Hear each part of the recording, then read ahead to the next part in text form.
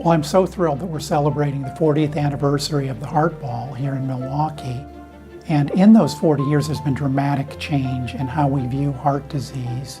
For example, when I was doing my training, people smoked everywhere, including in the waiting rooms of the hospital.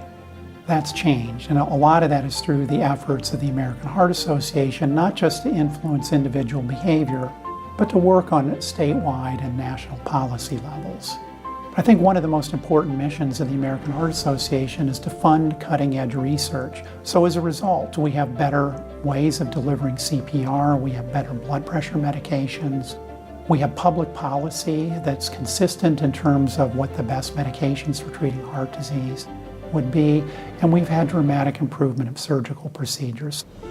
Personal stories that people tell about how the AHA has impacted their lives and saved lives of their family members is incredibly meaningful for the American Heart Association. I hope that it will serve as an example for providers, for elected officials, and for people to change their behaviors to continue to improve the cardiovascular health of the United States. The first thing I remember when I opened my eyes is there's a nurse over me, and I looked at her and I said, "Am I going to die?" And her answer was, "You did that already." It was like it happened yesterday. It was very vivid. April 24th, beautiful spring day, went out and golfed 9 holes, or at least Most of them. Thought we were going to golf 9 holes. And then after the 3rd hole, we were walking between the 3rd hole, 3rd green, and the 4th tee. And Neal said, "You know, my chest, just something isn't right." And Neal's a tough guy. He never complains about anything. So I thought, yeah, there was probably something up. And so we got to the 4th tee box, and he said, "You know, I may not be able to finish." I never had any of the pains until probably when we were on the course, when I had mentioned to Jeff that I wasn't feeling well. But up until then, nothing bothered me. There wasn't anything I couldn't do. And we're walking off the green, and we're just chatting a little bit. We just talked about, you know, how do you want to get to the hospital, or what are we going to do? And then he fell over.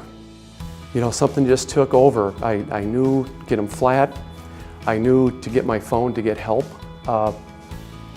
I started the compressions with my right hand and dialed the phone 911 with my left hand. I was trained in 2008, I believe, in hands-only CPR, and somehow it just came back to me.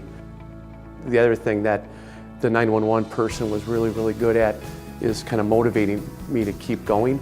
Not that I was going to stop, but it was a long time to get help, and she just really emphasized how important it was, even once paramedic help arrived on scene, to just keep going until someone tells you to stop, and that's what I did. Think about that a lot. There was somebody there that saved me.